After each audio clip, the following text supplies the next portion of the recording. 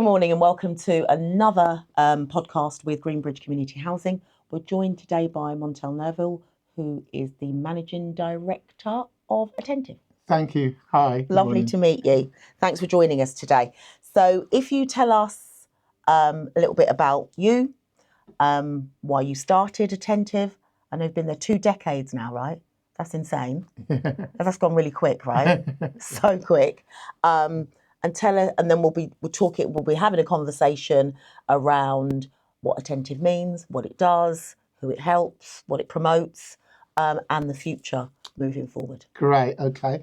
So, as Jackie said, I'm the Managing Director of Attentive Social Enterprise, and our ethos is to engage, educate, and empower. It's not only our ethos, it's our business plan. So it's not just a phrase, we actually get that done. And what do we mean by that? By engaging, we tend to engage with people who's not usually at the table, who don't usually have a voice, but who are very important to communities. And they include people from diverse communities and people in the teens and 20s in the main, although we don't exclude anyone. In terms of to educate, we do lots of non-formal education because we all know traditional education doesn't work for everyone. It's not always the most effective way. So we support our schools, colleges and universities in terms of doing bespoke workshops and empower. We give people a voice and a platform, and then we tell them to state whatever they want to state. And that could be through media, it could be in terms of writing articles about their views and their passions, or it could also be sitting on police community scrutiny panels. Jackie mentioned that I've been working in this field for 20 years. For 20 years, I've actually been working in policing as a police either trainer, recruiter, or chair of community scrutiny panels. And we've been running Attentive for 10 years. Oh, right. Okay, great. So when you say you've been on panels for recruitment of police officers, what do you look for then? So what happens is people apply to join the police, and there's a number of different processes that they go for. And I'm unashamedly the most strictest person who interviews. Okay, that doesn't surprise me. Okay, and the reason is because what used to happen is they used to have a online form only. Oh, yeah, and then they just go into a selection day whereby they do a whole range of tests, and then they get into the police. But in Bedfordshire in 2018, they brought out interviews. Now most forces do interviews as well. So after you go through those processes, you get interviews. Now with those interviews, we get 7 or 8 questions, and we can ask follow-up questions. Okay, so great question. What do I look for, and why am I the most strict?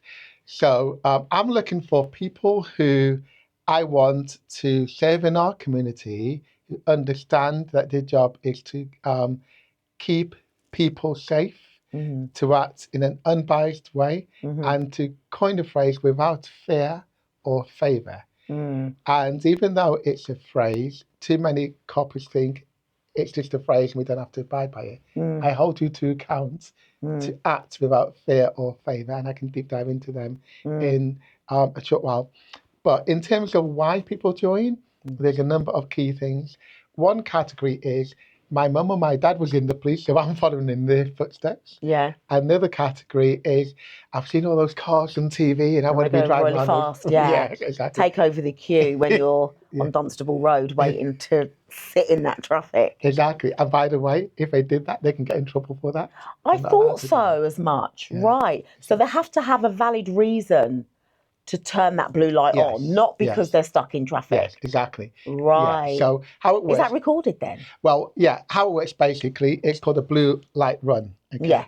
So how the police work is they're split into loads of different divisions, and the ones who do that are called the response officers, who their role is to answer 999 calls. Okay. So you're in a response team, and then to be a response officer, to drive the cars, you have to drive your driving of a proficiency, your blue lights. Okay. So it's like another driving test. Yeah, exactly. Right. It's another one, right? Because because like you have to go for a test on that, and then once you pass that, you quite often leading, because if there's two officers, you might get two who's passed, but more often than not, there's one who can't. Yeah, right. Exactly. That's the first thing. And secondly, their job is to go from job to job, so they get deployed. Okay. So for example, they're deployed to the first job, they finish that first job, they call in and they say, okay, finish that job, next job, please. And then they're on call until they're deployed to the next job. So the call center knows when they're going to be on the blue light run, okay?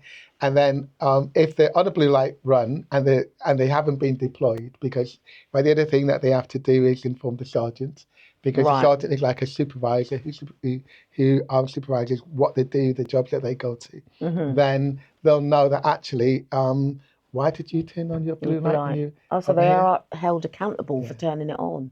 So I'm talking again about why some people join. Another group of people join because they want to make a difference in their community, and I'm looking for them. Yeah. Okay. A lot of people join after university. Now, previously you didn't have to have a degree to join the police. Now you do. I never knew that. Yeah. So you have to have a degree to apply to be a police officer now. But what they've done is they've got a degree entry scheme. So if you don't have a degree, then you can be studying your degree, a police degree, whilst you're on the job. Yes. That's really, I never knew that. Yeah. Okay. Why do they now have to have a degree? Well, I actually campaigned against that for a couple of years, and now they're relaxing that criteria. Now, I'll tell you why I campaigned against it, and I'll tell you the argument that they put forward having a degree. They thought that because of all the laws that you have to learn and the type of job that you have to do, they want people who are the cleverest and the brightest, okay? Not necessarily just because you've got a degree. It doesn't really always fall in line, does it? It doesn't, not at all, right? Yeah.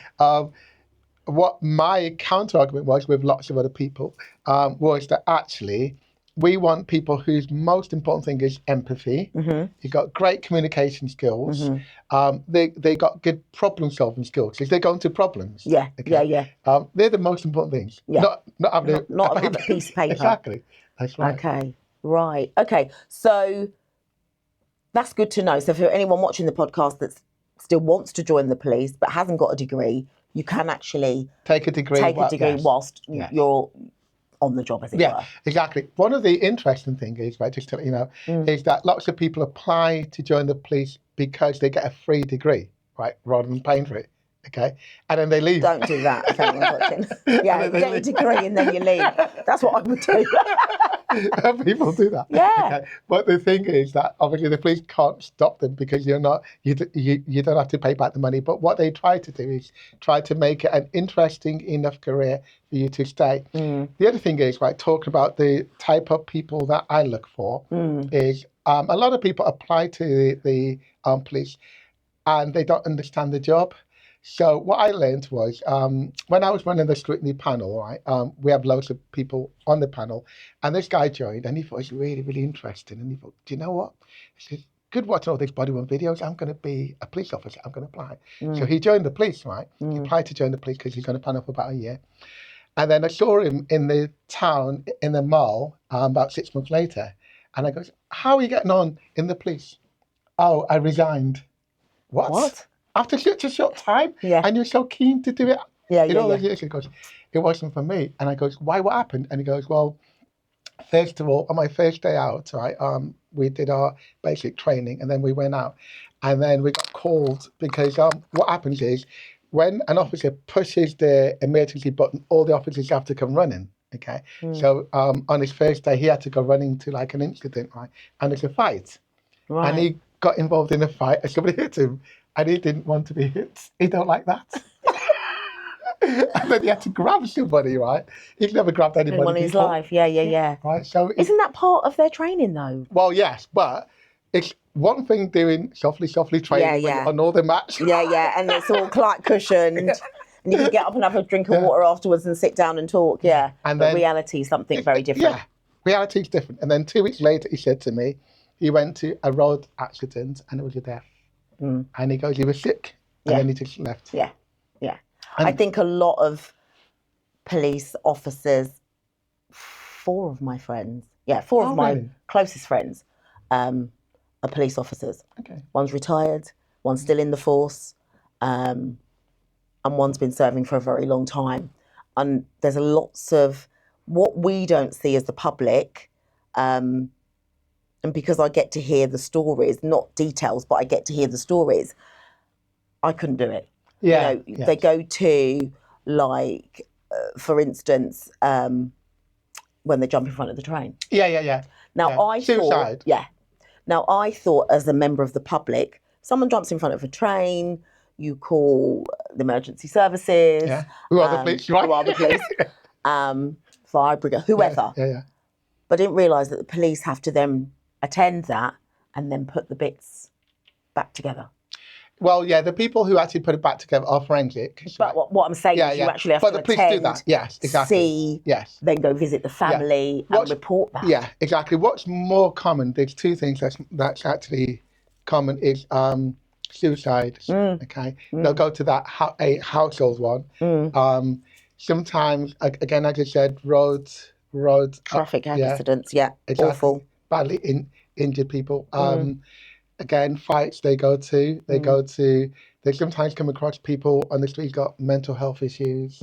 They sometimes come Lots of that. We're seeing more and more of that in the town. Yes. I saw a guy walking the other day. I was going to the office. He had one shoe on, one shoe off, one leg up, one leg down. Clearly was suffering from something. I don't know. Don't want to make assumptions. And I thought, how is he allowed to be out on the street? Not allowed to be out on the street because, you know, obviously he's got his liberty and he's got, you know, his sets of boundaries that he can still work in around. But clearly he was suffering from something and should be getting some sort of intervention and help. One of the biggest challenges is with the police is whose job is it to look after people who've got issues. And there's been various campaigns and right care, right person. It's called Right Care, Right Person. Is that an ongoing campaign? It's just been, that's really interesting. So basically what used to happen is because councils had all their funding cuts, any mental health issue or anybody needed to be taken to the hospital, people used to always call the police, right? So you only call the police if there's a danger, basically, or there's immediate risk. But when there's like people wandering around who could be danger either to themselves mostly, or to the public, or to other people, they call the police. But one of the biggest things is they take them to the hospital. Quite often they have to sit there for quite a while, and it wastes resources. So the police officer has to sit with that person whilst there's a major incident going on somewhere else. Or it could be, or what happens basically is they're not on call, right? So what happens, so with the call centre, they say, how many cars have we got available? Because they might have, say they've got 10 cars out, right? The 10 cars might all be on jobs, as they call it. And the job might be somebody sitting in the hospital for 3 hours. Okay? While the average job might take half an hour. Yeah. So that's just waste of police resources, isn't it? Well, it is. So is there no intervention for someone to say from the hospital or the council, okay, Jerry's having an incident, can you go and sit with him? There's nothing. It's the police officer's responsibility to stay with him till he's seen. Good point, right. So this new policy, basically, right, there was campaigns from police crime commissioners whose job is to manage the police resources in partnership with the chief constables to ensure that actually we've got enough people who can respond to the 999 calls, because they've got a time limit whereby they have to do it, and they're measured by HMRC, who are the police Ofsted. Right. And then one of the things that the police said is that we can't meet our response times because we've got too many officers looking after people with mental health issues. It's not even our job. Now, my point was that actually you don't always know if a person's got a mental health issue. And it's all about managing that risk, isn't it? Right. So you have to take every case at a time, right? Now, I don't know if you've heard of Section 136 of the Mental Health Act. I have, Right. So basically, for people who's not heard of that, people can be detained under that piece of legislation and then taken to a secure unit. Now, they're not supposed to be taken to a police station or in a police van, but they're supposed to be taken to the secure unit. So what the armed forces did after a 2 to 3 year campaign is they said, right, it's not our job. We're not going to spend police resources on looking after all these non-police jobs, right? It should be down to the social care system, whether it's local authorities or the NHS. Yes. But I think what we're seeing, Montell, more and more is reduced budgeting. Exactly, yeah. So there's more and more people on the planet. Yes. So whoever's in charge of the budget, why are you reducing it? I don't understand. Because I don't get it. Yeah, because what happens is, and I've just, because that ties into me doing workshops with Attentive, right? Right. One of the things that we do is we say to people, okay, we're going to teach you about the role of the police crime commissioners. So we're going to give you a fictitious £1 million income. Now you've got staff that you have to pay for, and buildings and cars and all these other things, right? That cost 1.5 million, right? So but you've only got £1 million. Yeah, exactly. So we're already in trouble. Yeah, exactly, right. Okay. So if you transpose that to the national government, what happens is they get income and they got expenditure. Now, quite often you hear about the government deficits and the borrowing requirement. The borrowing requirement is the difference between what they get in through taxes and charges and every other thing, right, and how much the government spends, right? Right. Now, the vast majority of the expenditure is actually on things like housing and people on benefits of different types, okay? Then you got defence, you got the Home Office, you got all these different departments, okay? So that will come to, say for argument's sake, it's £650 billion of income, but 700 billion of expenditure. So they can't spend more than a certain percentage, right? Because you have to borrow it and then pay off all the interest. Yeah. Okay. Yeah. And then, as you said, right, pay it back, right? So there's a difference there, isn't there? Yeah. Right? So they can't just keep printing money or borrowing money because of that difference. And nobody likes to pay more tax, do they? Right? No, we don't. Yeah. So we definitely don't. Exactly. So they don't want to put up the tax.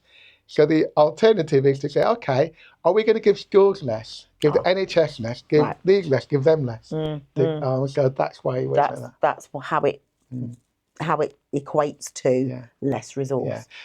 So right, just to add, right, in terms of policing, right, because a lot of police officers don't know this, and anybody who works in policing, the policing budget is around about £13 billion.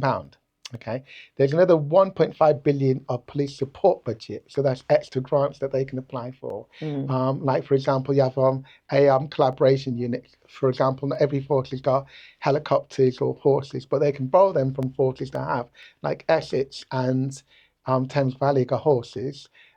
Essex got. We've got no horses in Bedfordshire. No. So if we need them, then we call I never knew that. Yeah. So that's very interesting, really, because like round about match day, because that's the only thing that really kind of highlights the police to me in Luton. I've never seen a horse. Yeah. Whereas if I went to Milton Keynes, yeah, you would. Oh, they're lovely. Yeah, London. Yeah. Essex. I was in Bradford at the weekend for the game. Thames Valley, which is because they've got horses. Because what happens is there's like the 43 county forces, okay, and we're quite a small force. We're the fourth smallest force in the country, okay. Oh, really? Yeah. And then what happens is some of the bigger forces have more stuff, right, like helicopters, etc., and horses. And then what police forces do is when they need them, they call on the other forces either for extra officers or for specialist units. Okay. So, for example, if there's we've got the Notting Hill Carnival coming up, and everybody thinks the London police who police the carnival, more than half of them are not London police. No. It's called mutual aid. So they get aid from all the county forces. All the other county forces come together. And it is a fantastic day. Yeah. And then I have heard that they're trying to get rid of, scrap, whatever the word is, the carnival. Have you heard this? Well, basically, every single year, there's always people who say scrap the carnival, okay, or move the carnival into park or whatever. Yeah, so not you happening. Always get not happening. Yeah, exactly. I'm with you on that completely. Yeah, 100%. It's a cultural thing. It brings everyone together. Yeah, love it. And then you do see those police that are, what's the word I'm looking for to be politically correct? Probably better educated, more diverse, more culturally diverse, getting involved. Yeah, and that's because, there's two reasons for that. What you'll see when you go to the carnival is PSUs, which is called the Public Support Unit, and that means, right, they look like they're in riot gear, right? They got the helmets on and they got all this stuff there, but right? they're not. Yeah, exactly. Right. You'll see a Oh. row of them, right, walking around, right? So, for example, a sergeant with a group of them. So, how they police the carnival, I don't know if you know this, right? Say this is the area of the carnival, they split it into grids, okay? Then in those Because it grids, does actually go across, doesn't it? And yeah. And then every grid has got a police little unit. Yeah. So they've got a police unit and they can cordon off every grid. There's coppers in each of these grids corner. And then there's a public support unit in vans that can cut off that bit of it. So you can't run through because they can just shut it down by cutting off all these grids. Okay. Quite clever. Yeah, it is. It is actually quite clever. Yeah. And then every single grid has got cameras on it, so they can see everybody in every grid. You actually go through, all recorded. And then they got the big helicopter going across. And then behind them, they've got the armed police units, right, in all the different corners. So every public thing, like either that carnival or even our carnival. Our Luton Carnival. Yeah. Exactly, and it's gridded exactly the same way? No, because ours is a lot smaller. And it's just one. Exactly. Right. Yeah. And also because we've got either the town or Warden Park, but they've all got armed police available on standby, every one of them. So why do I want to scrap it? If they've got all this, if they've got it all on lockdown, they've got everything recorded. So just for those of you that are watching the podcast, stay safe, be sensible, and respect the carnival. Why do they want to get rid of it? Because here's what you'll find with, and I always say this to people, is if you have 2 million people in London at any event, you'll have a certain amount of thefts and crimes and all that sort of stuff. Plus, you'll have that sort of unfortunate crime on a normal weekend anyway, okay? Then if you compare it to not nil, it'll be quite similar, okay? So, but people think that, oh, not nil carnival, XYZ has been killed and one person's been killed and like 20 people being attacked and 100 people have been this or that. But then if you compare it to the week before, similar numbers, right? Yeah. Even when there's no carnival. People just going shopping in London. Exactly. Yeah. I just think with regard to the word carnival, it's an art, isn't it? Yes. Back in the day, I don't go to Notting Hill anymore. I watch it on the telly. I don't like all those crowds and public toilets. Sorry, don't like it. But I like to see everyone enjoying themselves. Too. Yes. I will go to Luton Carnival because it's our town and we want to represent and we want to make sure but that's getting smaller and smaller and smaller. Yeah. And then there's a campaign to make that bigger and bigger back up how it used to be. Yeah. It was so much. Even my kids that are grown now we used to go with them, and I'm nervously used to let them go with their but you knew that there was a police presence there, so if anything happened that they're supported and so they can go and enjoy themselves. And then you've got the pockets of when you used to have things like what's the pub, I can't remember, big long bar up Chapel Street or Wellington Street, Conway Arms. Yes. Yeah. So you have all these offshoots of the carnival, and the carry music. on, and the music and the food, yes, and it culturally just brought everybody together. I think we're quite fortunate in Luton that we do work quite closely with our community groups. Yes, agree entirely. And hopefully this podcast and the partnership meetings that we're now starting to have at Greenbridge will help to bridge that gap, because everybody's working for the same cause, but everybody's doing their own thing. Yes, and coming back down to what we do in terms of my company, which is Attentive, it's about bringing people together. Yeah. So we which is why you're here. Yeah, exactly, that's right. So we don't just work with like one group of people, whether they're older or younger or one certain area. Yeah. We work with anyone, and we purposely go out and we make sure that we got some Irish people and Eastern European people and people from the South Asian community and people from like the Farley Hill white community, etc. And we're always doing that, and that's part of the ethos to constantly engage. Yeah, that's really important. So with regard to your training, how does that work? Why would we call Attentive? So we do lots of work in schools and colleges, right? And I'll talk about some of our workshops. One of them, which you would be aware of from your journey, is leadership skills. Okay, leadership skills is not taught in schools and colleges. No, should be. Yeah, it should be. It should be, and we do that. Okay? Good. So we fill that gap, right? And 15 years ago, I was teaching some police officers. An officer came over to me and said, I wish I knew this when I was At learning, school. in school or college, right? And then quite often people kept on saying that to me. So I said, do you know what? I'm going to start teaching them. So I started going into colleges, teaching them about leadership skills. And you can't just do leadership skills in theory, can you? You have to do it in practice. Yeah. So we do the projects as practice. Another Right. one is tackling bullying, right? Oh, Now, great. yes. Now, in terms of tackling bullying, we do it in terms of what's called a bespoke toolkit. Right. And how that works is every audience and group of people, especially young people, are all different, all got different issues. As people grow up, they've got different priorities, etc. So if we're doing a 2-hour workshop, we'll have about 4 to 6 hours worth of material. We have a Right. rough outline of what we want to be doing in the session. And then it's very interactive. And then we get them to basically direct what the next activities are going to be. So every activity is about 15, 20 minutes. So they don't get bored. Border, Yeah. keep them switched on. Exactly, that's right. So That actually applies to adults as it well. does, it does. And actually, really interestingly, how I got into training police officers, because I was training, well, teaching people, as you know, because I was with like my nephew, etc., or my nephews, right? Yeah. As they've gone through schools. Yeah. I've been doing this in schools for years, right? Right. And then in policing, when I started in policing, we had to teach them policy, and I made a mistake the first time I did it. I thought they knew the law, and they didn't. Right. And we always assume that, okay, because you're a cop and you're in blue uniform. So I went in at that level, very, very high, very, very technical, talking to them about how you would if you're teaching law in university. Yeah. And they were all lost. They didn't know what I was talking about. Right. So I thought, okay, this ain't working. I know, I'll do what I do in schools. And they loved it. Right. Because it's interactive, it's engaging. And then after that, they call me back again and again and again because it's interactive. And then I learned from that actually we're working with people to learn things. When you learn, a lot of people are visual learners. Yes. A lot of people like to be engaged in their learning and immersed in that learning. Yeah, same. That's they want how to I remember. would learn. Yeah, exactly. They want to. I'm visual, very visual. Exactly. Yeah. That's why they call it. Right. Okay, great. So with regard to what's the outcome of your training module? So if I decide to call you in and if you're skilled, you mean? Yeah. Yeah. What's the outcome of that module? What do you want to see those young people learning? Okay. And adults as well, I'm assuming you train?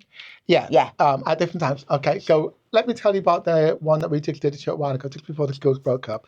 It was on the creative industry, and we were teaching year sevens, right, who are what we used to go back in the day, first years in school, right? Oh, the babies. Well, the 11. 11, yeah, you're the babies. Yeah, babies, right. So we were teaching them about the creative industry. Now, when we say to people, what is the creative industry? A lot of them don't really know that, do they? Okay. So what we do is we put together a 2-hour session, 15-minute, so there's 8 different tasks, right? And all interactive, all fun tasks, right? To teach them all the different aspects of it.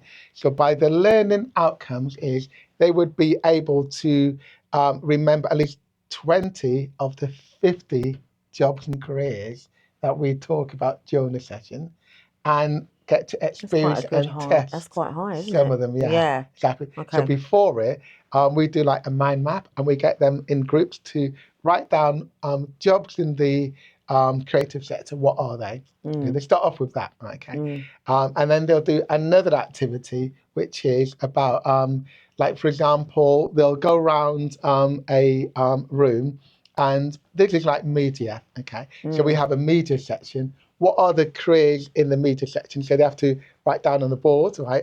Stand up, and then what are the acting and dancing careers in the next section? So we have different sections. Right. So they're moving around, and then they sit down, and then they do another one, and then they'll do a quiz, and then we do an activity with Lego. Okay, and then they have to build something, and then. Oh God, I hate that. Yeah. Well, the thing about this is that is about teamwork. It is. Number one. But when you go to an interview at a certain airline in Luton, they give you this piece of paper, some bits of Lego, some string, and you have to build. I can't do it. Yeah, well, and that I don't understand. That is to test people's creativity. I can't. Do they ask you to do it on your own? No, it's in teams. Yeah. So So I'll be the project leader. I'll say to you, I can't, because I can't build anything. I don't understand the ethos behind that. Right. So what they're doing with that, because we do this as well, is we're saying to the group after it, which is the learning outcome. Number one, we're seeing how you communicate with each other. Okay. Number two, we're seeing how engaged you are, because some people sit there doing this. Yeah, they do. I'm the one going, okay, so where do we start? Yeah, well, that's not bad, because you're talking. Yeah. So you're communicating. Yeah, right? And you're looking to problem solve. Okay. So that's what the observers are looking for. It's not that you all get it right.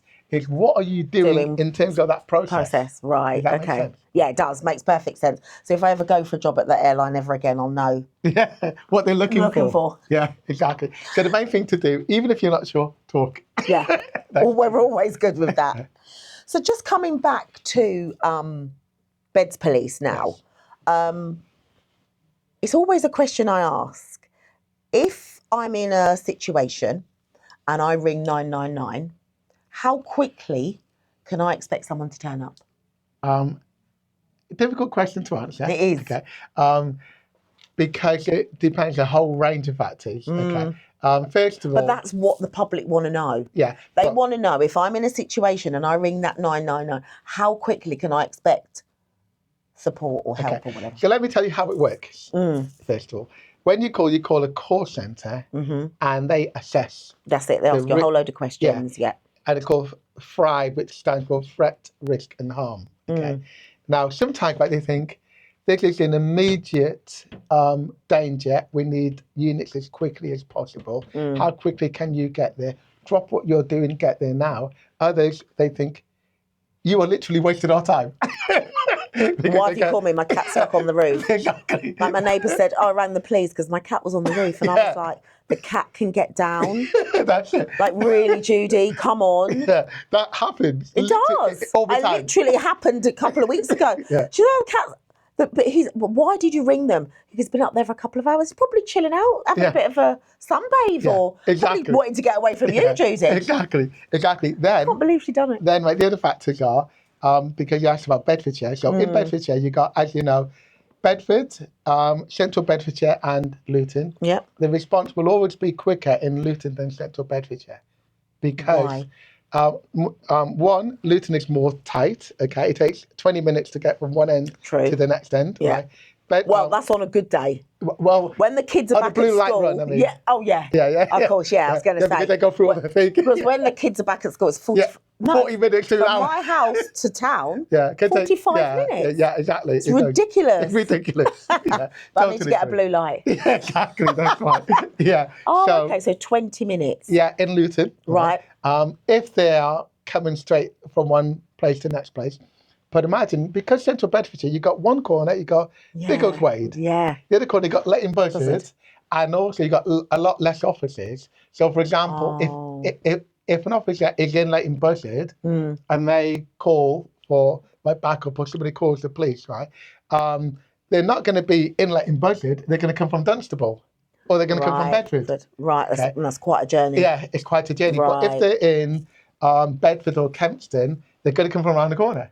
Yeah. So that affects the response time. The other thing that affects the response time is the type of incident. If there's harm to a person and there's immediate harm to the person and it's ongoing, then you'll get, like sometimes, I bet you've seen on TV or on social media, loads of police cars turn up to something.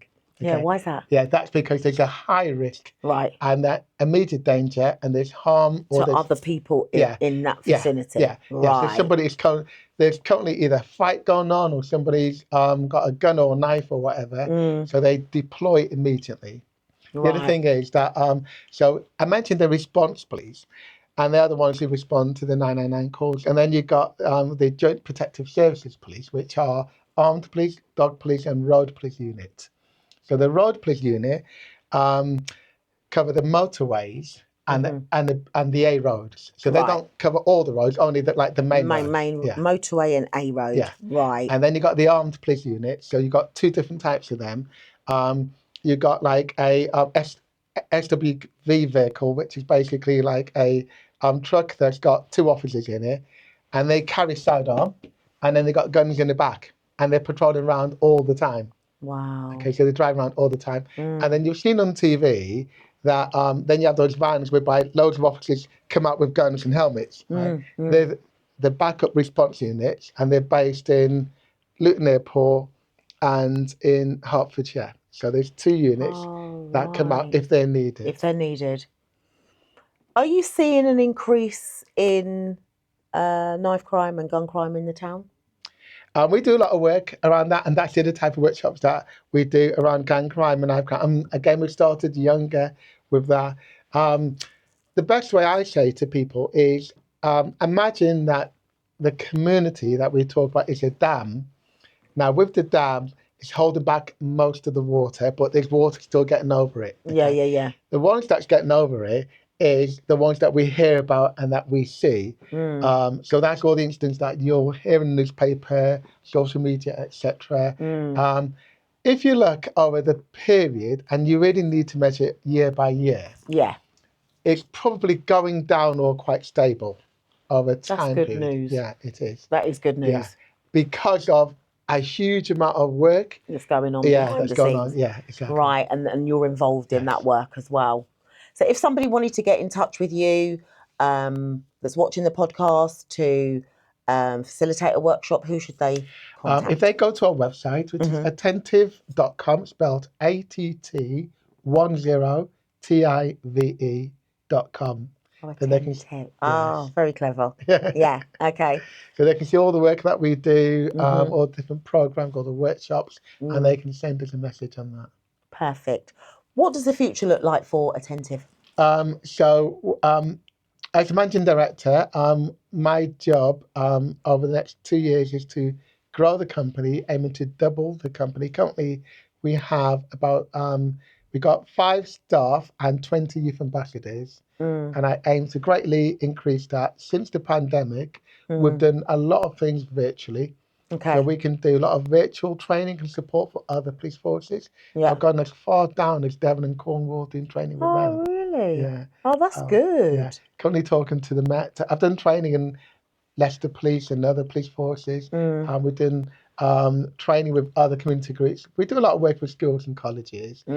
We will probably do a lot more in Hertfordshire. We're very embedded in Luton. All the Luton schools know us. They do a lot of work in the colleges. We don't have enough capacity at the moment, which is why I'm aiming to increase the company, because what I need is knowledge and experience, and that comes with time. Okay, and we have some really, really bright people with us. But again, it just takes time for them to get to that level that they can go in. Because a lot of what we do, for example, because our workshops are bespoke, it's not like a normal teacher whereby they got a lesson plan and they're just telling them to follow this, and then if you don't follow it, shut up or what, should you out. It don't work like that. That was usually me. Why are you talking, Jackie? Because I don't understand this. Yeah. Get out. Well, but the thing is, what we do is we want people to talk. That's the whole point of it. We want but the teachers don't want you to talk. Exactly. I don't understand. How am I supposed to understand what you're saying if I don't ask a question? Exactly. Oh, it's covered on page 10, but I don't understand page 10 because I don't understand page 8. Exactly. And no, seriously, what the hell? Well, you've used a really critical word, which is important for us, because attentive actually came from people being attentive, paying attention, right? Because a lot of people, and you used the correct word, didn't understand something in education. Everybody understands our workshops because if they don't understand something, we've got 2 or 3 people in the room that can help them break it down, or they're working in teams. And then they're feeding back. And then if this, because some of our things in terms of our approaches to workshops are problem solving. So we'll give people scenarios, and it could be, for example, we're teaching anti-bullying, and there's a scenario on either cybercrime or cyberbullying, right? And we give them like a scenario to do on their desk. You post something online and people start saying these offensive things to you. What do you do? And then they have to talk in their groups and then feedback, right? And then I ask them, okay, what do you all think? Do you all agree with that, etc.? So there's not a right or wrong answer, but we try to encourage them to learn the impact of the decisions that they and the choices that they make. And I see it more as older adult in the community, the bullying isn't just targeted towards kids. It's not. And it's Exactly. adults. Yeah. Some of the worst people are adults. They're just ridiculous. And a lot of the worst people are professionals, believe it or not. Right. Yeah. And they're talking about something that they can't even affect the change of. Yes. I'm passionate, obviously, as you know, about football with Josh. Yeah. Those football platforms are so toxic. Yes. So toxic. Okay, you know, and people that are responding are people perhaps didn't make it, maybe their kids didn't get to do it or whatever. Why can't you just comment and say, yeah, okay, we lost. It was a good game. They're calling out the ref. They're calling out the manager. They're calling out the lino. Though I go to games, as you know, every week. Those linesmen and those referees, they must have armour around them because the abuse they get is absolutely disgraceful. All the time, isn't it? It's really bad, isn't it? So bad. And I'm going to highlight it, whether people like it or not, with regard to the racial comment that was made on Friday at the Liverpool game. Praise God they caught him. Yes. Praise God they've given him a lifetime ban from every single UK match. But that should be extended to Europe and worldwide, to whoever's watching. Great. And then we was at the game that Josh was playing in Bradford on Saturday. I heard there was another one there. And a Luton fan was racially abusive to one of our players. Yeah, I hear that. They caught him. I'm hoping that Luton Town make an example and do the same that Liverpool done. I know they're not as big a club. It doesn't matter. Everybody should be cut out. Yes. The fact that I don't know what the statistics are, but I watch football every day, and I would say 80%, maybe 50%, are black players. Yes, exactly. In every single team, I don't get it. In every single team, you've got black players. I don't get it. Yeah. I'm still trying to fathom. Every week, and then you're being abusive. I don't understand. Yes. Like, what is going on in your head at that time? Exactly. Well, and on that point, because you're right, I often have conversations with our council colleagues about whose role is it to teach equality, diversity and inclusion. And I have a bespoke workshop called Rethink. And that is what people sometimes call unconscious bias. And what my view is that a lot of that behaviour that we're talking about is learnt in school and was never challenged, right? Actually, I'll go back one further. It's actually in the home. Yeah. Well, so it starts here for your little dad's going to the match shouting whatever he's shouting. So little Tommy thinks, oh, my dad's doing that, so it's okay. Yeah, so he'll carry on and then he'll go and tell his mates. Exactly. So it starts at home. It does, right. So what Rethink does in terms of the workshop is it gets the young people, because we mainly do it in college students, we sometimes do it in school students, we give them scenarios. A lot of it's based upon class. Okay, and money and income, because if people were those rich sheiks, right, quite often they don't get much abuse, do they? Right, because they're richer, they're millionaires. Exactly, right? And they get to sit in the front row of the boxing match and pay $5,000, and we have to sit in the nosebleed seats. £50, yeah. And it also depends upon how close the person is. If they are far away and you can't identify who they are, then they can get more abusive, but they wouldn't do that in their face, would they? No. Okay. Or they wouldn't do that if it's their boss in work, would they? Or if it's their, often if there's their teacher. So we have all these different scenarios. A lot of it, well, there's another activity which talks about what you've just said, is where do these behaviours come from? Some of it, as you said, is from your home, right? And it's not challenged, it's not questioned, and it's carried on. Okay, or it started at school and then it just escalated. Now, when they teach equality, diversity and inclusion, they don't really teach that much. No, they don't. No, they just talk about it. Yeah, they don't actually get someone to understand and if you are somebody in the workplace, and I'm really fortunate to work in a very multicultural environment, which is why I love it. Yeah. My last job, don't care if you're watching, awful. Awful place. I'm quite a strong character. If I see something that's not right, I will always speak out. Good. I don't care. Good. If you're going to sack me, whatever. Get another job. You know, not saying that to my current people, but you know, speak up. If someone's being mistreated, that's the word I was looking for. Speak up. Yes, totally. And make sure if you're that person, speak up. And when I did my exit interview, my bosses were, and if they are watching, were shocked as to why I left. I actually left with no job. That's how much I disliked where I worked. But you know what? That tells me that your boss was not on top of it. No. Because you had to leave in order for them to be shocked, right? And then they said, oh, we're going to do this for you. Stay and we'll do that. No, you need to tackle the source of the problem. Just because this person is proactive, gets things done, is a high flyer, toxic person, and the person, all these people around this person are leaving because of one person. You're losing all these good people because you think this one person. No, she needs to go. So let me add to what I do in policing in terms of that regard, right? That was brought to me a few years ago. And also through community scrutiny, what we do is we grade them green 1, 2, 3, amber 4, 5, 6, or red 7, 8, 9. Okay, red 7, 8, 9. They go to professional standards who deal with it. So we had a red 8. We sent it to professional standards, and they said nothing wrong with that. Disgraceful. We've gone through all the process, and we said it should be dealt with by you. Now, what I learned was that that whole department didn't know what discrimination was. They didn't know what mistreatment was. They thought their job was to defend the blue.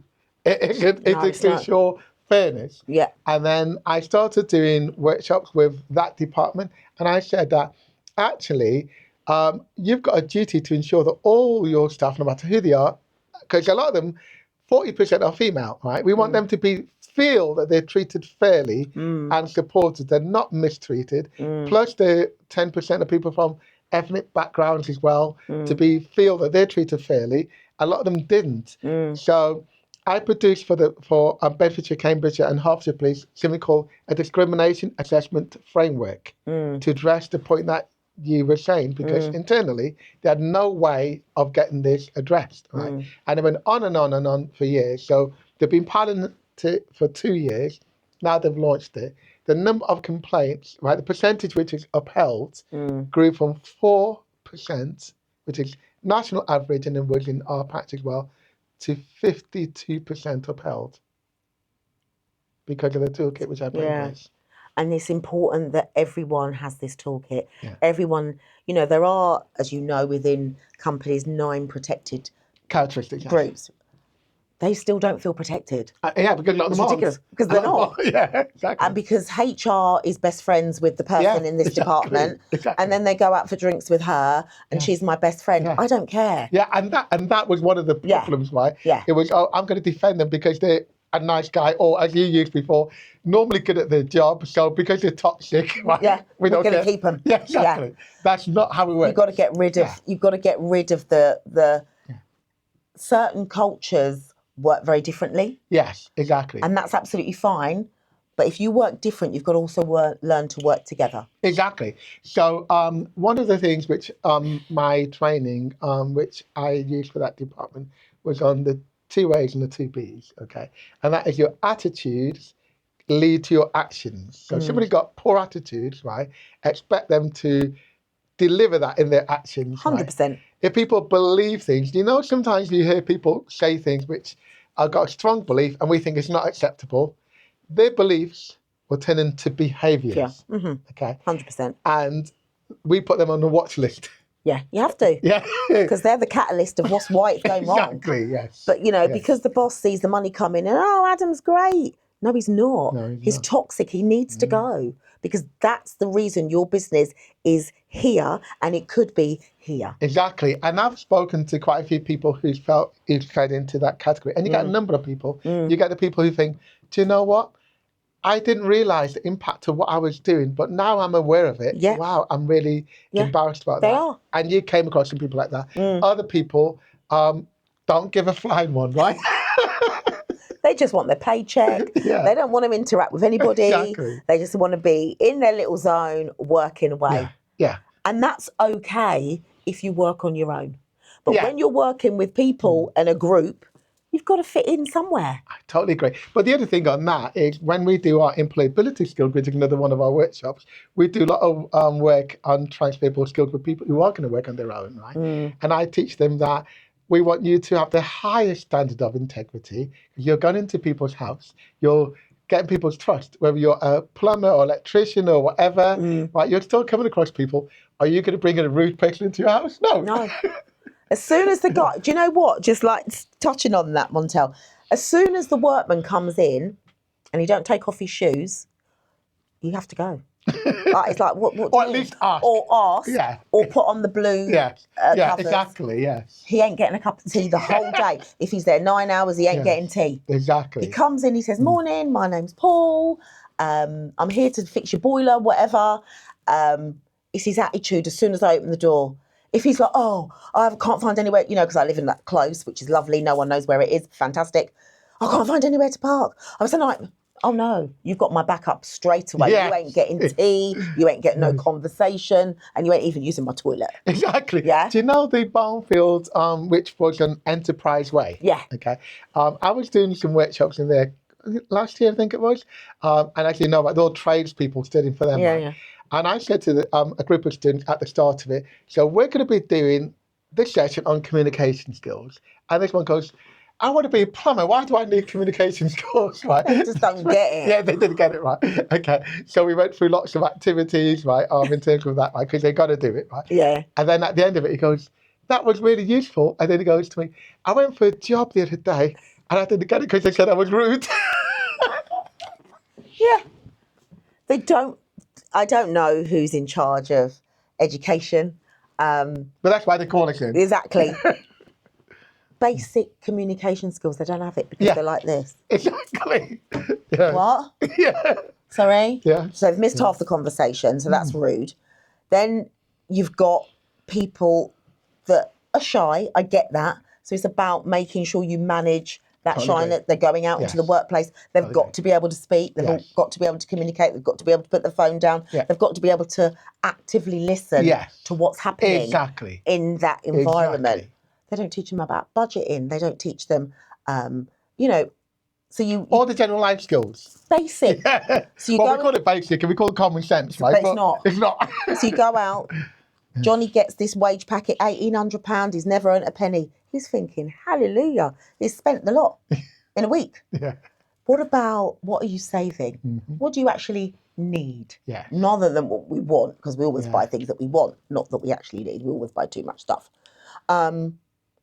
Am I saving for a house? Am I saving for a car? Am I saving for a rainy day? Am I buying into a pension or a savings plan? Why are these basic... Some of them can't even fry an egg.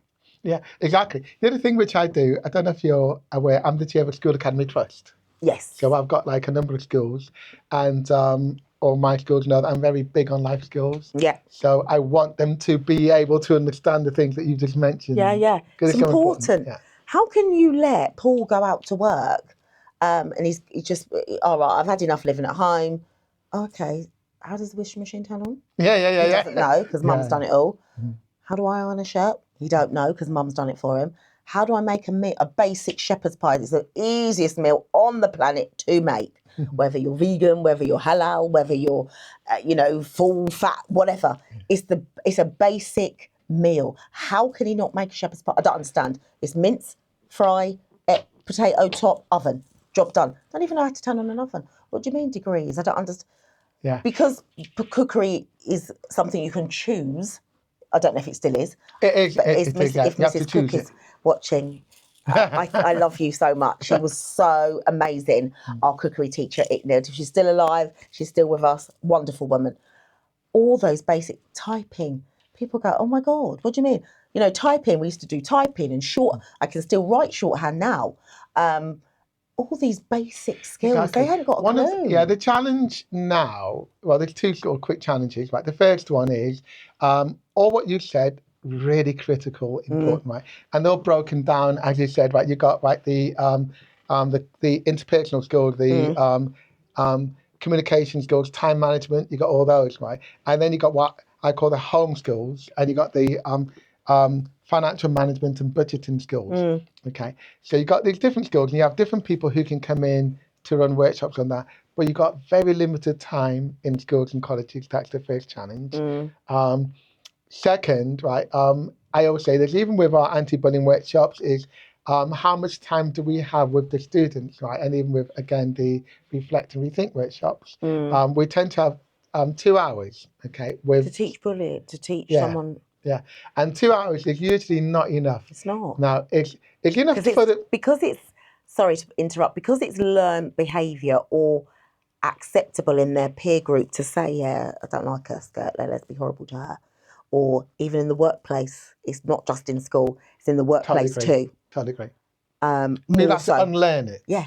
Yeah. And if anyone knows of the poet, that's his name, it's 100 Ways to Unlearn Learnt Behaviour. Yes. Best book I've read this year. I was like, oh my God, yeah, it literally is. Yeah, I haven't thought of it like that. So if anyone is trying to unlearn learnt behaviour, read the poet. He's fantastic. And he supplies you with tools and ways to rethink and relearn, which is what you do exactly. as well. Yes. Because it is learnt behaviour, because it's been accepted for so long, we just accept it, but we're seeing more and more bullying. Exactly. Because of social platforms. Exactly. So I'll give you like which is quite common that we get all the time, is we'll do a workshop, we walk into them and we haven't met the students before. After the 2 hours, they love it, they've learned a lot, right? But we know from how they've been interacting that they need another session, right? They need our part B. But the school or college can't give us those students again for the part B because they want us to do another class. And we've only got 2 classes out of possible 20. But sometimes you need to give them what they need. Okay, a little bit is better than nothing at all. Yeah. But that's one of the challenges. What about, could they not run those workshops at a weekend where you could get more people? It's possible. But the thing is, during the week, obviously they have to go to school, don't they? Right? Some of them have to go to school. Okay. I always went to school, by the way, just so you know. On the weekend, people only go in there for exam support or for extra study support, but not for life skills workshops. Okay. The other thing about weekends is some of it is paid for. So like you can pay somebody out of school or extra tutors to do Saturday schools, especially for people who's fallen behind. Yeah. That's mainly for them. Right. But it's usually during the school day that people have access. Right. So if anyone from education is watching, what's your message to them? So I work with loads of people, as you can probably imagine, right across the whole of education. So I work with like all the colleges, work with the schools, and I recognise that there's a challenge because teachers are brought in to teach the standard core curricula. So my message to you is to ensure that every school has a dedicated person who can coordinate outside people coming in.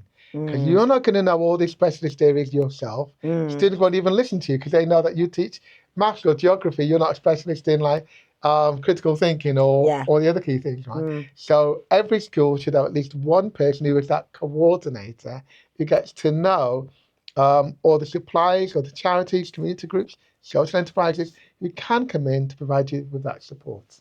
Thank you. It's been a pleasure. Thank you very much. I could have spoke for the next 5 hours, but I know time is of the essence for everybody. We will be having you back because I can see us working together now. You know, our paths cross all the time anyway. The family name is very well known in Luton. And they always go, "Are you the magician's sister?" And I go, "No, I'm his sister-in-law." Does it still work for the paper? Does no one know that Luton News is like such a small... like, no, it doesn't. So I'm looking forward to having you back. And they're always saying to me, "Is Jackie your sister?" My sister-in-law. Well, yeah. It's crazy, isn't it? But it's lovely. I think it's a testament to how much work we do within the town. Yes, I totally For me. Yes. It can be, you know, if you're in Sainsbury's with your trolley, you don't really want to talk about, you know, they run up to you, "Oh my God, I saw Montell." And, okay, that's great, but I'm out of work now. It's Saturday, and I just want to get my shopping and get home. And they just want to talk about all the, you know, you come in, you've done a workshop and blah, blah, blah. So that's lovely. But the hard work continues. Yes. And watch this space. Thank you very much.